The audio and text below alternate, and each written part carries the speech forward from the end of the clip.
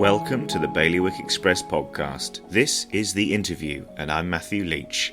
I met with Deputy Lyndon Trott in his new role as P&R President only 16 working days after the start of his role, but nearly a month after his vote into the top job. During a wide-ranging interview, he touched on the need for higher income tax, amendments to the government work plan that may support the transforming education programme, and a revitalised group that'll think only of housing from when they wake to when they sleep. But most of all, Deputy Trott stressed how successful 2022 was and the surplus in cash it generated and how it could give the island and its government some well-needed breathing room. Here we go. So I'm here today, which is quite a pleasure. With Deputy Lyndon Trott, of course, our new President of Policy Resources, but not quite new. We've seen you before. We've returned. We mentioned it briefly before. This has nearly been a month in post. How's it been? How are you? Thank you for asking. It's been 16 working days in the role, because obviously we had Christmas and the New Year celebrations.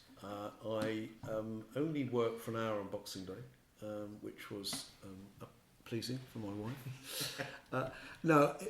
It's not. It doesn't feel as new as it might do for some, because although it's 11 years since I was last Chief Minister, I was Vice President of P&R, Deputy Chief Minister, if you like, up until October 2020. So when I found myself back in this privileged position, it was only a little over 3 years since I'd left the old Policy and Resources Committee or the previous Policy and Resources Committee. So it isn't as unfamiliar to me as it may be to some, or would have been to some. But notwithstanding that, there are many differences, and we can sort of touch upon those in a moment. But for me, the starting point is I'm a Guernsey boy through and through. The Trotts have only been here for about 3 centuries, whereas my wife's family have been here for over a millennia. So I think our prodigy are of good, solid Guernsey stock, and that kind of does matter because, well, let me give you an example. Tomorrow is the first Ormering tide, and I have taken 4 hours off tomorrow. I shall be in the water along with a few dozen of my long-standing friends, people I see every year, as we wade down up to our waist on what isn't a particularly good tide, I hasten to add, to hunt for our the delicacy that is the ormer. So these sorts of traditional things matter to me, and my third place in the West Show Bean Jar competition hangs on a fridge magnet. For all to see, and my Christmas present, for those that may be interested, was an absolutely enormous bean jar, so I can now cook wholesale amounts to feed those that want to have a taste next August at the West Show. So, no, I only say this because it is a great privilege and a great honour to hold this role, but I do think it's enhanced by the fact that my family's roots are like my predecessors, very much in the fabric of our community. And of course, your role is going to be. I'll be jumping all around a couple of the bits and pieces. Please. I want to bring up here. I suppose it makes sense to start off with your committee, because of course your role is supported by your committee, not your first choice for your committee. But how has it settled in? Well, incredibly well. Let's just talk about some of the relationships for a moment, if I may, because the relationships are important in any team. I have known John Lattock, who basically is continuing in the role of external relations for a little under 50 years. He and I first met as 11-year-olds, and I have known Deputy John Gollop for more than 50 years. He and I met.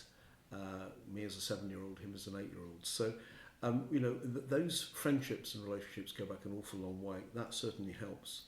And I've got Heidi as well. She's got a proven track record. I've known her for a little while as well, chartered accountant.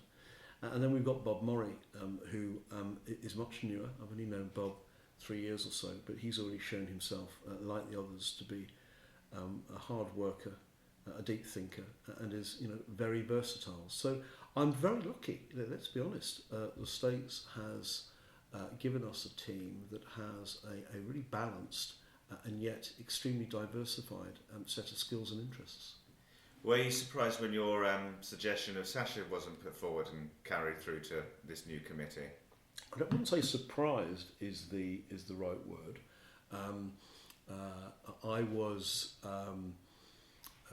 What I was surprised about was how contested the election was, because we mustn't forget there were 8 candidates for 4 seats. Well, there were 4 seats, of course, 4 candidates for the role of President of P&R. But what maybe people didn't see behind the scenes was, although 8 nominations were forthcoming, there were actually 15 members of the States who had expressed an interest. And there had been a lot of discussions, particularly during that Thursday morning, which is why, incidentally, it took until the latter part of the Thursday. Yeah. The election, remember, was some 24 hours earlier. Some only sort of, I think, 4 or 5 hours of parliamentary time earlier.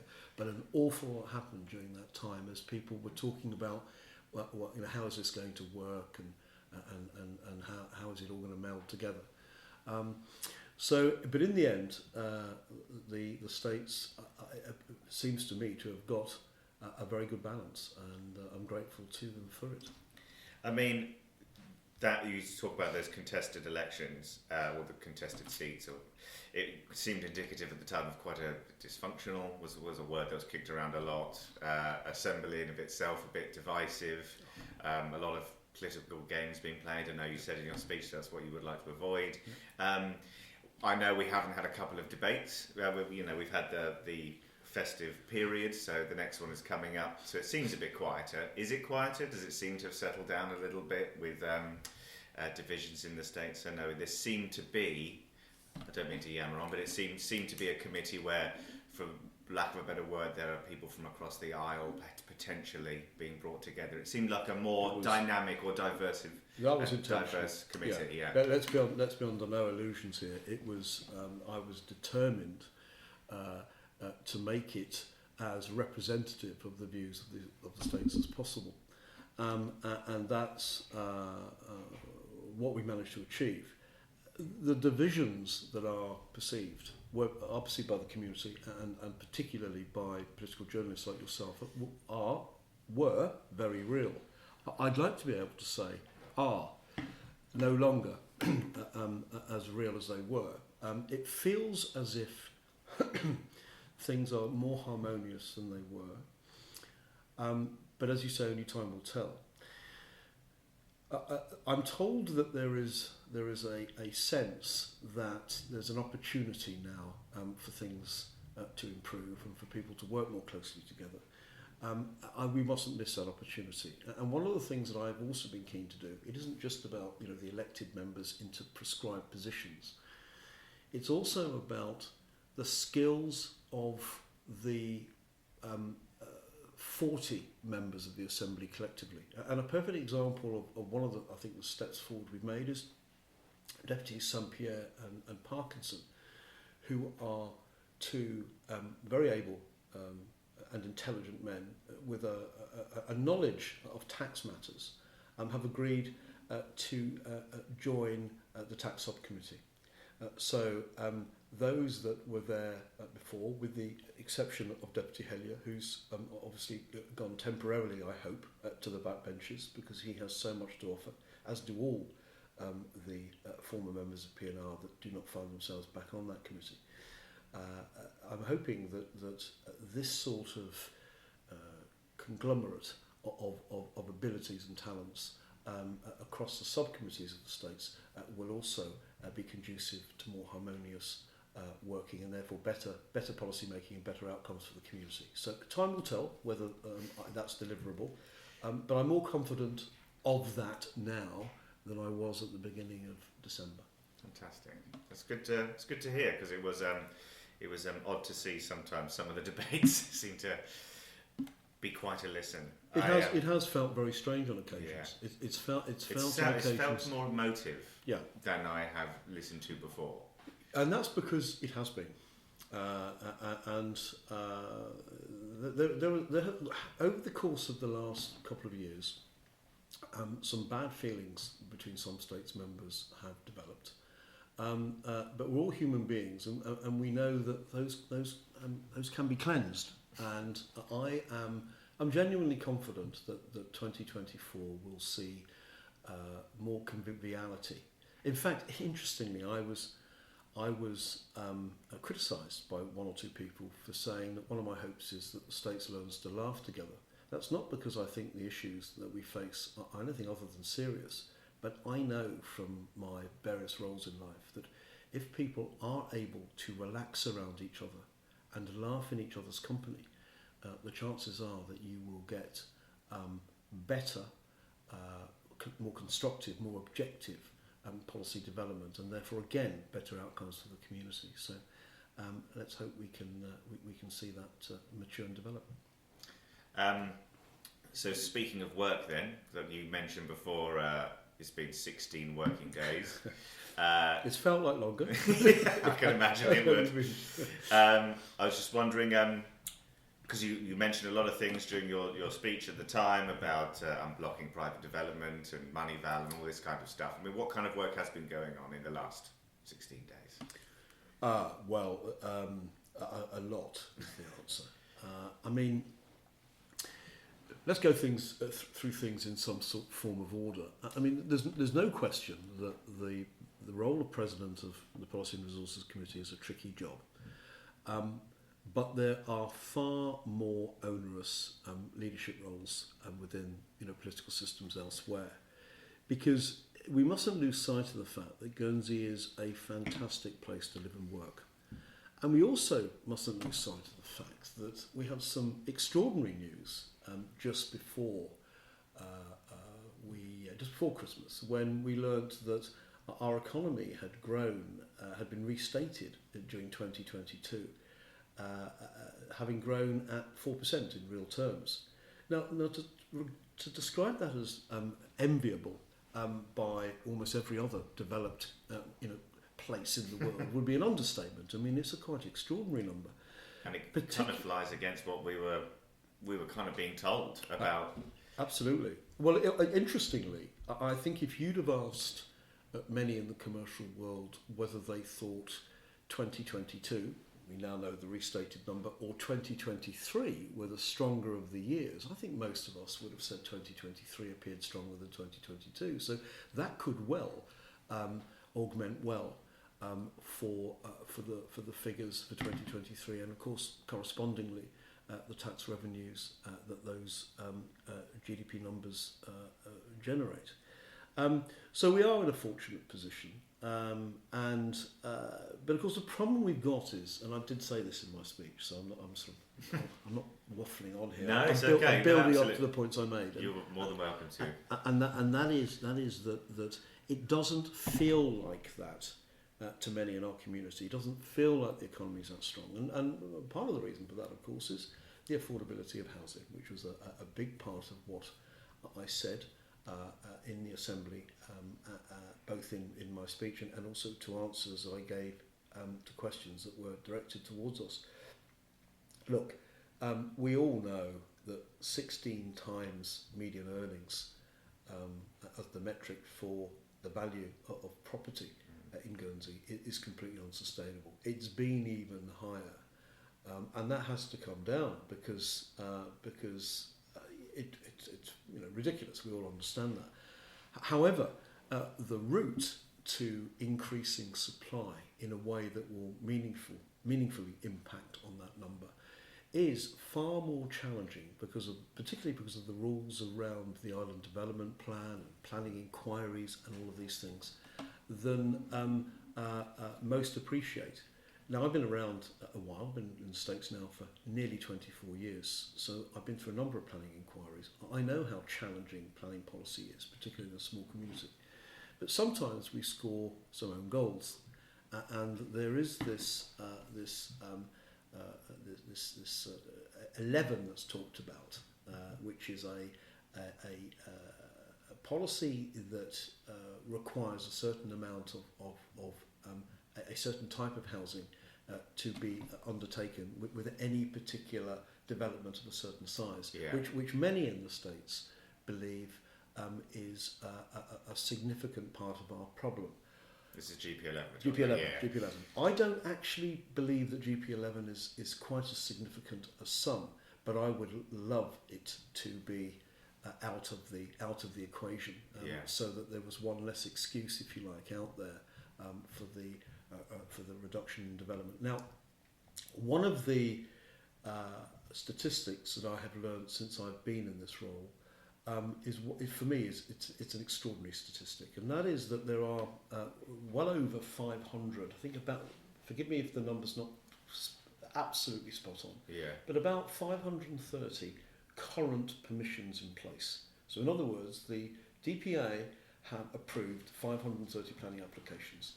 So if the DPA wasn't there to approve any new applications, 530 houses could be started right now if there was sufficient capacity within the local construction industry, for instance. But of those 530, only 24 are fall into the affordable housing category. So right now we need a lot of affordable housing to house. That's what. Something ridiculously small. It's crazy.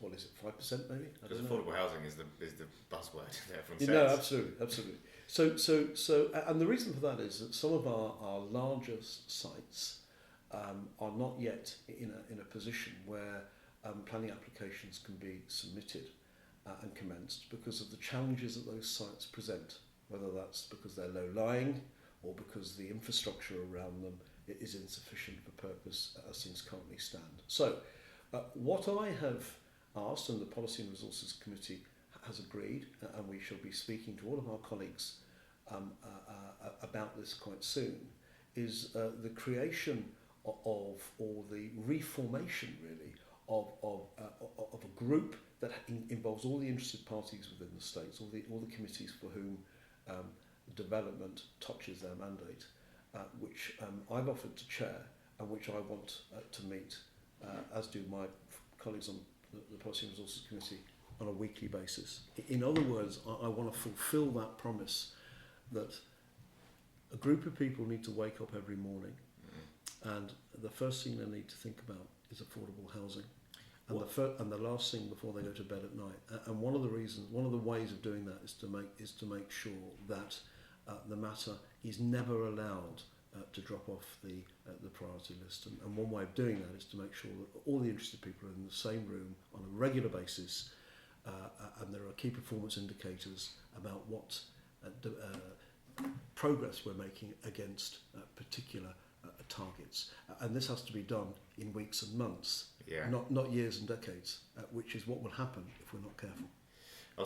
I might be wrong on this, so I'm trying to think it through as I'm saying it. This reminds me, is this any similar to the Housing Action Group? Or is that? It's which I don't know if that even, what does that do? No, it's if you like a reinvigoration of that group, but with a real sort of re-energising is probably the good way of putting it. Fair enough. That's good, because that is a big thing you brought up. Now it's clearly on top of the public's mind consistently. It is, and that statistic is quite fascinating. It is. I think it is. It is undoubtedly our number one domestic challenge. We've clearly got a number one external challenge, and that is the evaluation that is going to be undertaken in a few weeks' time by MoneyVAL. The amount of work that has been going on for the last 2 or more years is absolutely extraordinary. And we're very fortunate because many of the people that are involved within the civil service, within the public sector, their roles are not front-facing, like nurses or teachers and people like that. We don't always appreciate just what high quality some of our staff are, and the people that are at the vanguard of this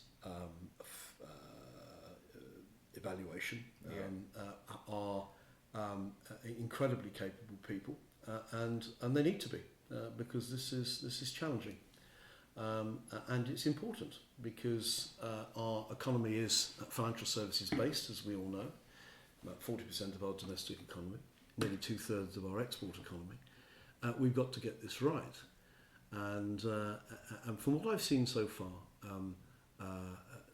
we're heading in the right track. There's still some work to be done. They're not here for another few weeks. There's still some legislation the states needs to pass, and there's still some structural matters that need to be addressed.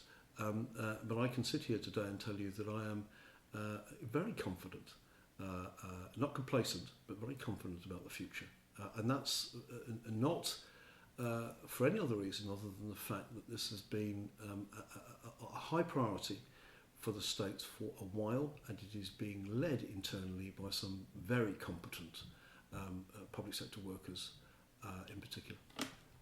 So that's fantastic news that you're so confident about. I mean, it is just around the corner. It must be taking up a lot of your headspace. It is. Because you're leading on this kind of stuff. Yes, I mean, well, Deputy Rob Prow and his committee, the Home Affairs Committee, have been doing the lion's share of the political work. But this is something that has been on my mind as Chairman of Guernsey Finance for many years. These things matter. Our international reputation matters. We pride ourselves on our international reputation. As I always say, if you want to do dodgy business, don't you just choose Guernsey. But it's one thing to know as a practitioner that Guernsey is a really solid place for good quality long-term business. It's one thing to know it. It's another thing to be able to sort of demonstrate it to international evaluators. And that's the process we're going through at the moment. It leads on to two things, so I'm going to pick one of them. I want to touch base on the Guernsey Finance stuff. Yep. Of course, you're chairman. Will you be retaining that role? I know Guernsey Finance is somewhat supported by the state of Guernsey financially. Yeah, it is, yeah. Are you happy in your role as chairman there still? How's it going to work out? It's a classic, or if not arguably the classic, public-private partnership, and it works. So yes, it is a joint initiative on behalf of the states of Guernsey and our financial services industry.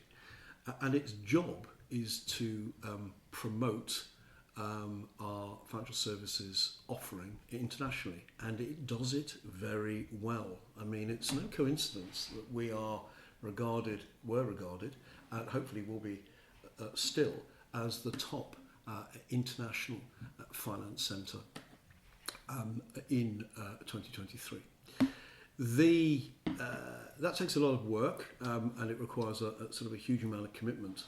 But the role of Chairman of Guernsey Finance, which I did during my time as Deputy Chief Minister last time round, or Vice President of P&R, is very compatible with what P&R does, because the contacts that Guernsey Finance has are often very similar, if not identical, to the contacts that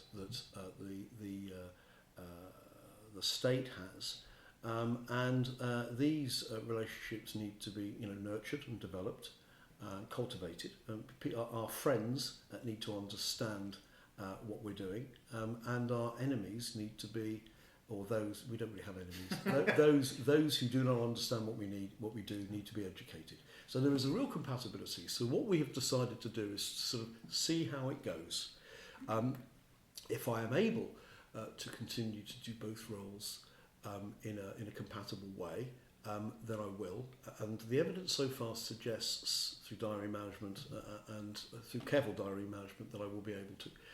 But if that's not the case, then there are others within the team at Guernsey Finance who are more than capable to step into my shoes. So we've developed a really solid and a sustainable team. So I'm not worried about the future, but from my own perspective, and as directly answering your question, I would like to maintain both functions if I can. I'll move on then next to, I'm aware of the time, so I'm going to click through a couple of bits here. Yep.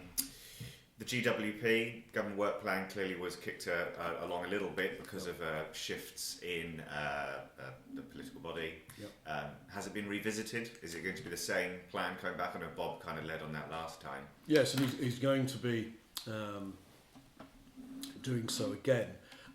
What we're working on at the moment with colleagues in education, sport and culture is a potential amendment to the government work plan that tries to take us further forward on the education plans, because where we left it last time round I think was unacceptable to just about everybody. So we're working on that. What we're trying to understand with increased clarity is the chronology of spending over the course of the next few years, to see whether or not there is an opportunity to provide funding within that envelope. Now it may require some additional revenue raising, but at the end of the day I wouldn't hesitate in testing that with the states, who I sense by majority want to find a way through what I think is best described currently as a political quagmire. So we're working on a solution. It's too early to give any detail on that yet, but you'll know soon enough, because of course the government work plan will be debated at the end of the month. So we're going to have something ready within the next few days in order to address that particular conundrum. I know you mentioned that potentially that 30 million surplus could be utilised somehow from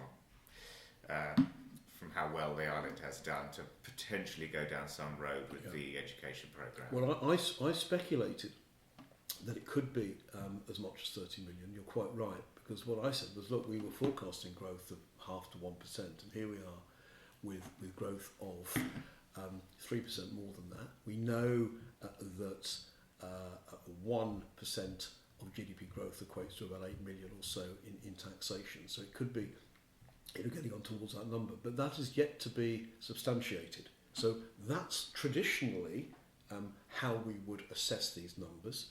Things change. The component parts of an economy develop and change over time. So work is being done at the moment to see whether or not that is the case. Of course, it is. If it is the case, then it does give us the extra flexibility, and I remain hopeful that our fiscal position is stronger than we believe it to be right now. But that's going to take a little longer to be certain.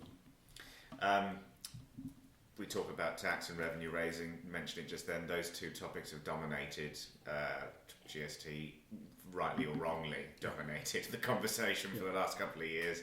Are we going to be seeing debates and conversations about alternative versions of revenue raising in the future? Is it still something that's quite high up, building more money in the community to support the things we want and need? Well, there's going to be at least one more budget during this state session. It'll be the budget for 2025 that will be debated in the autumn of this year. What you won't see is you won't see another set-piece debate around a goods and services tax. But you may recall during the hustings for the President of P&R, Deputy Roffey came up with a very good idea, which I said, I think that's an excellent idea, and I will certainly endorse that if I get the job. And that was a handover document, a document that said, look, here are all of the pros and cons of a GST, here are all the pros and cons of an increase in personal rates of income tax, for instance, and here's the absolute position with regards corporate tax, so that the next state is in a position to make an informed decision early in its tenure. What is obvious is there is no appetite in this Assembly to revisit a goods and services tax. Who knows what the next election will bring?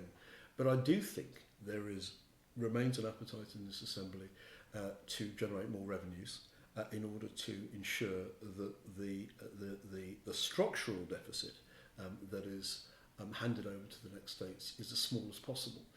And we're going to be having some very challenging discussions around SLAWs, around how the long-term care issues and how those are paid for in advance. So it is almost certain that by the end of this year, the states will be taking more revenues, either through, or will have made decisions around more revenues, either through those long-term funding packages for our long-term care, or as a consequence of the budget in 2024. And I was very honest at the last election. One of my criticisms I've had of some of my colleagues is that they made promises to the electorate that were unsustainable.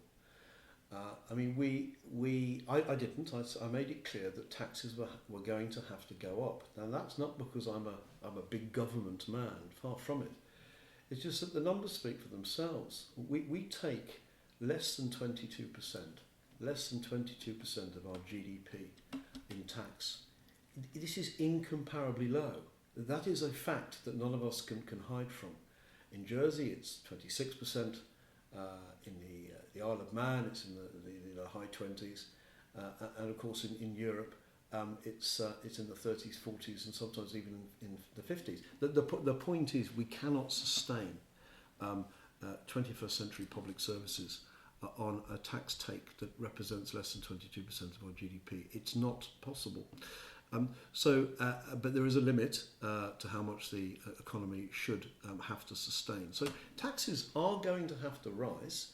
I think most sensible people recognise that, but there remains a fairly widespread concern about introducing a broad-reaching, consumption tax. I think that within the states there remains significant opposition towards taxes on income, personal income in particular. But I do not believe that reluctance, that fear, is as widespread within the community. And a perfect example of why I think that is that if you raise the personal rate of income tax, and people like me have to pay another 1 or 2%, it's inconvenient. Who wants to pay more tax? But you very easily, with those sorts of measures, protect people who are on low and fixed incomes, pensioners and people on benefits and the like. But at the same time, it remains absolutely essential that the so-called middle Guernsey, the people who often find themselves having a disproportionate burden, are not compromised. So it remains a very delicate balancing act. But we can't have it both ways. We can't have 21st century public services that support an ageing demographic without being prepared to pay for it. Do you think there'll be a sharp tipping point into? We speak about 21st century facilities and stuff for an ageing demographic, which is definitely what we have. Yeah. You talk about Nordic countries that are having incredibly high tax take, but their lifestyles are fantastic. I mean, is there a point where, is this going to be a gradual change, do you see? Or will there be a debate that will tip us very quickly over into higher income tax and fantastic civil service and public service? Well, I think, there are fiscal rules in place that restrict the amount that the government can take from the economy. I think it's currently at 24%. So we're talking at the difference between where we are at the moment, which I think is 21.8% and 24%, is only 2.2% overall. It's a chunk of money, but those are where the ceilings are hit. What I'm trying to get across in this interview now is the fact that my view has never changed. At the last election, I was clear. I've been clear throughout this term that we don't take enough tax. We haven't been taking enough tax for a little while. That there is a corporate solution on the horizon, but it's still uncertain, still some way off, and we can't continue to sleepwalk.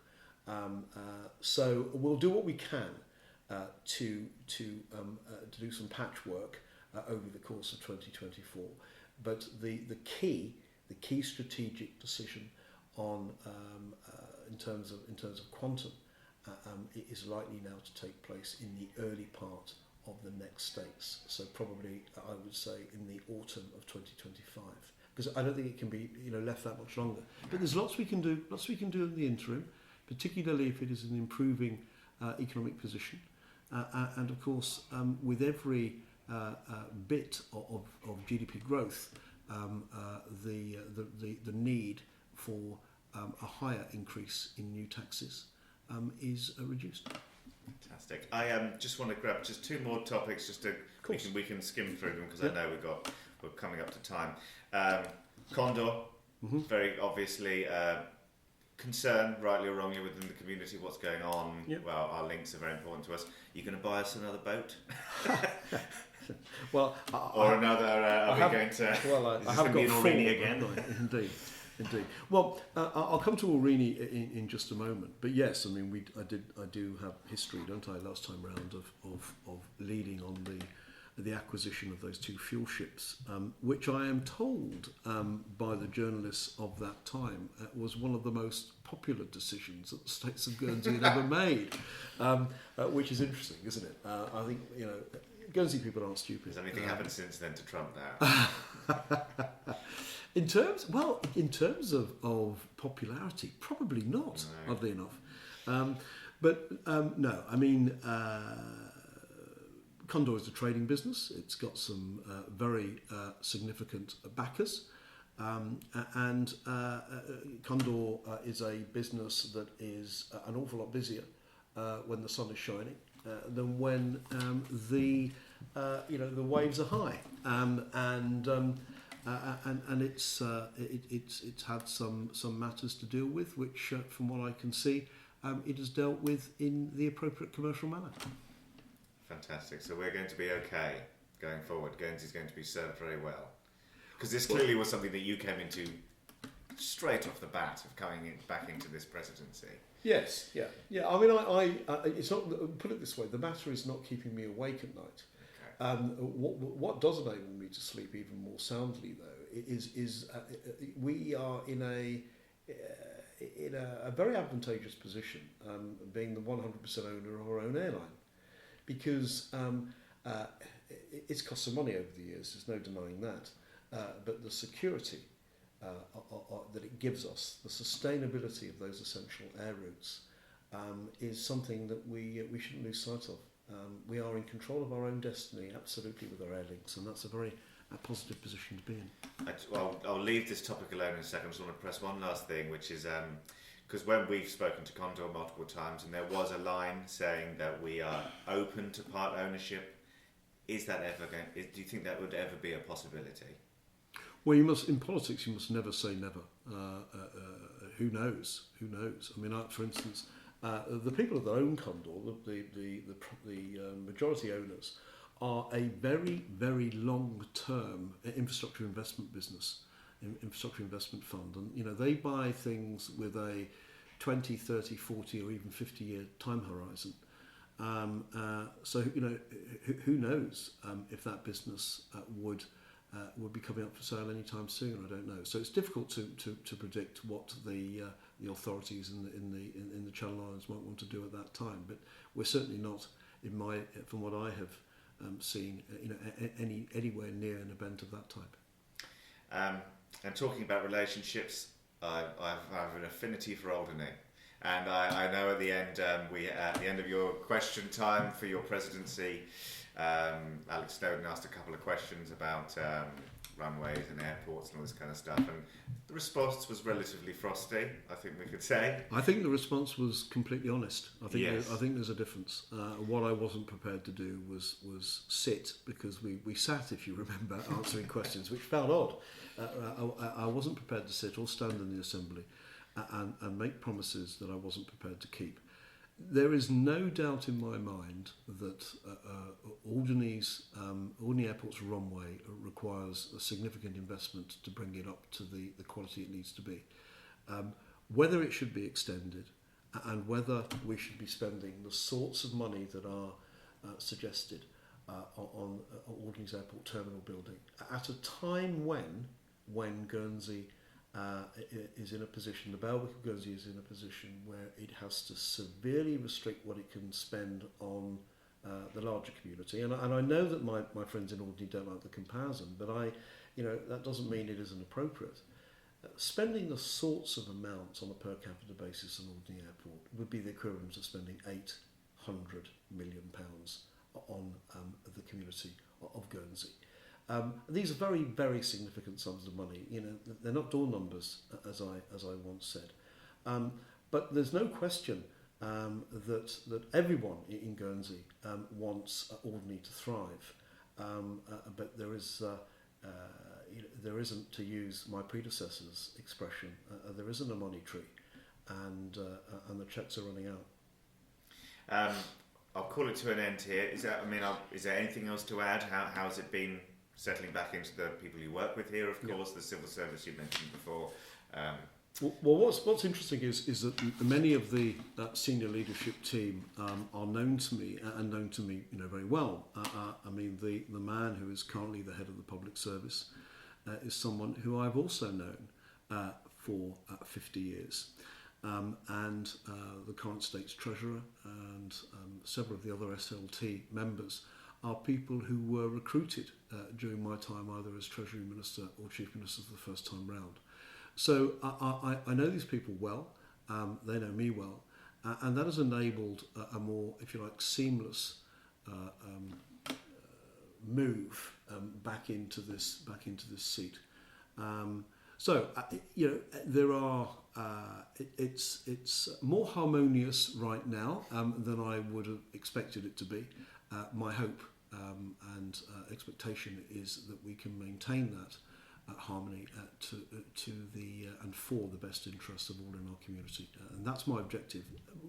I'll end with this: if I can achieve one thing, I will regard it as a success, and that is that when we go to the polls in June of 2025, the States is regarded as being a more cohesive unit. The States of deliberation is regarded as being a more cohesive unit than it was in the autumn of 2023.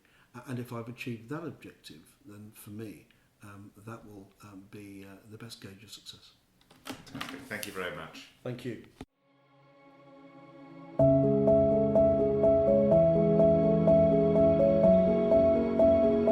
You've been listening to a Bailiwick Express podcast. If you like what you heard, please share, like and subscribe so we at Bailiwick can continue to pull apart the stories that affect you, the listener. Thank you for joining us.